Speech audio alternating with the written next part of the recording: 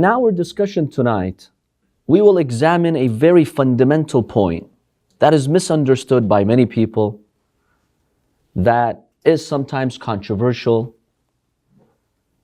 It's very important to examine this point from an intellectual, rational perspective, then also from the perspective of the Quran and the Hadith. This is the issue of Taqlid. Last year we examined the occultation of Imam al-Mahdi ajjalallahu ta'ala faraja. So we're transitioning into the role of scholars. In the absence of the Imam, who represents the Imams? So this discussion comes naturally after the discussion on the 12th Imam of Ahlul Bayt, peace be upon him. Because when the Imams are present, it's obvious that they are the source of guidance and people refer to them and ask them. But in their absence, what kind of system did the Imams of Ahlul Bayt put in place so people can refer to, so people can seek guidance from that system? So our discussion tonight will be Taqlid. In Arabic, what does Taqlid mean? Following someone? Well, that's the meaning, yes, to follow someone, to emulate someone. But the linguistic meaning comes from which root word?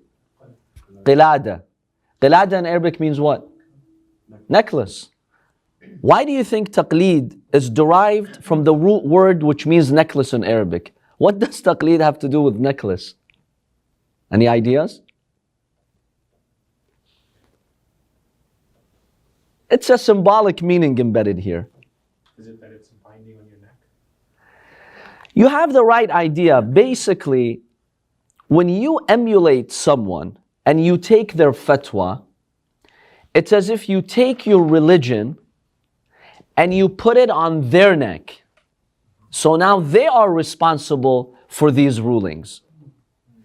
In other words, the person whom you're following, whom you're emulating, is taking a huge responsibility, which is the religion of people. So that's the origin of this word taqlid. You put something on someone's neck. You put a necklace on someone's neck. That means it's on you now. I will follow your fatwas.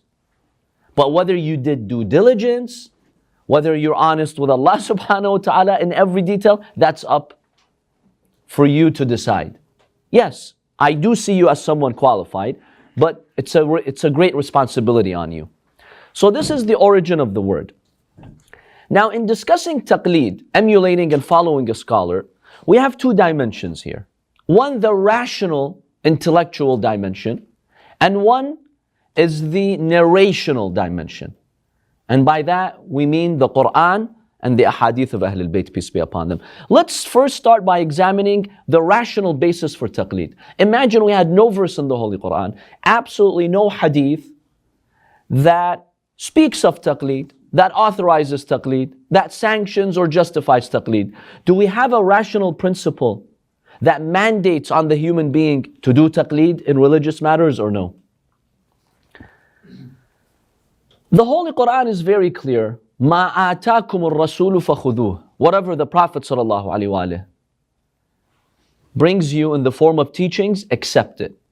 So we are obligated to implement the teachings of the Prophet and the teachings of the Imams of Ahlul Bayt.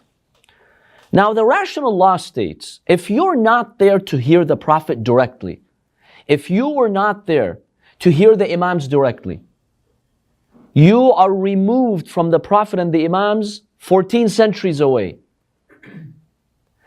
The rational principle here states that you should refer to someone who's an expert in knowing what the Prophet and the Imam said. If you yourself, you have the capacity to do that, you don't do taqlid of anyone. Let's say, I know the chain of transmissions, I can go to the hadith sources, I know which are the valid sources, I can examine each narrator. I know the content, I know the Arabic language. If there are two contradictory hadiths, what do? The historical context behind those hadiths. If I know all of that, I don't need to do taqlid.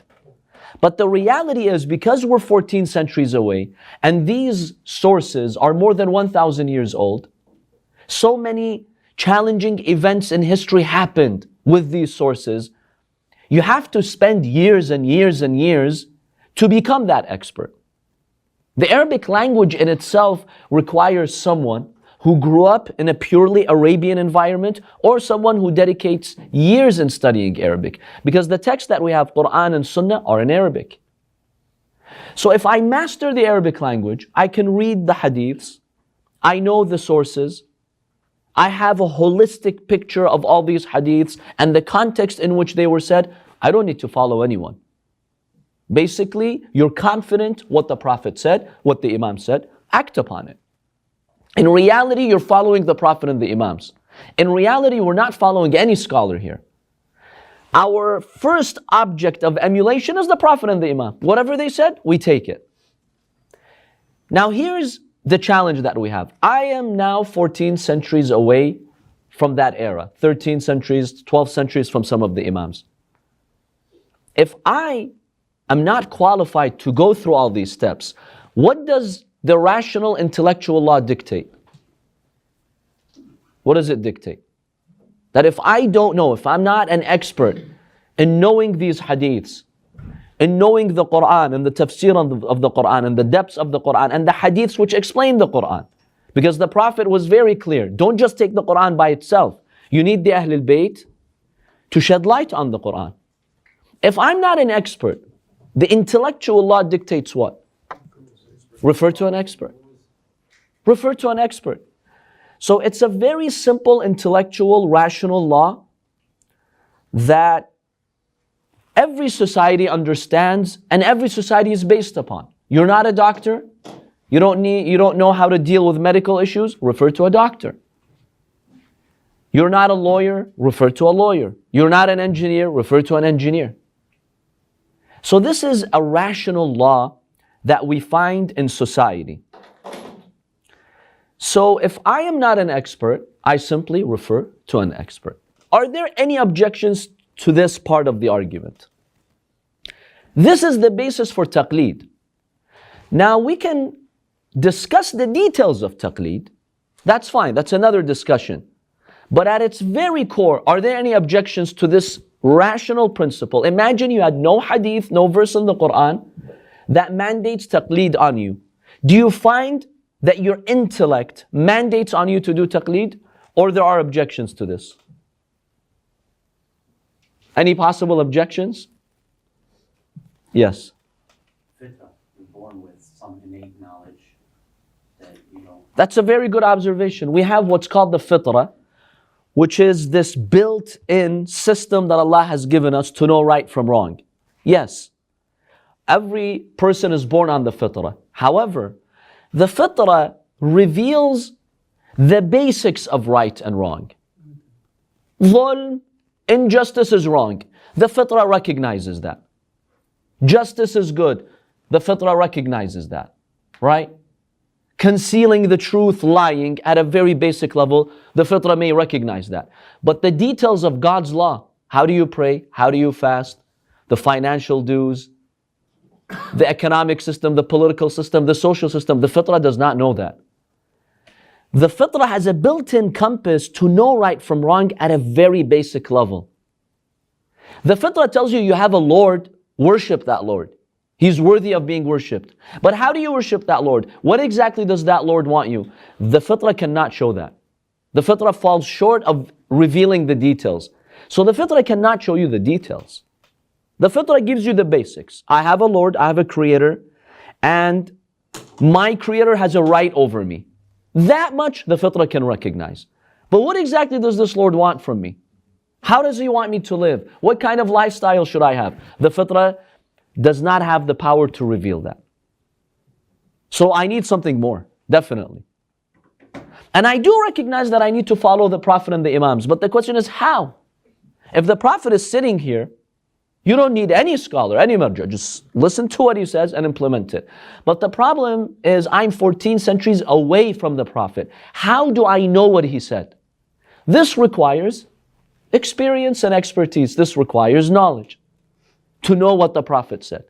And in reality, the scholar or the marja or the mufti, whoever it is, they spend years in seminaries, in colleges, trying to figure out what the Prophet said. That's all really they're doing. For a lot of them, for a lot of schools of thought, their main intent is just to figure out what the Prophet said. Now that we figure out what he said, well, what does it mean? Let's analyze it. That's all. That's all we're referring to. Nothing more than that, really. So at a very basic level, Taqlid is sanctioned by intellectual law.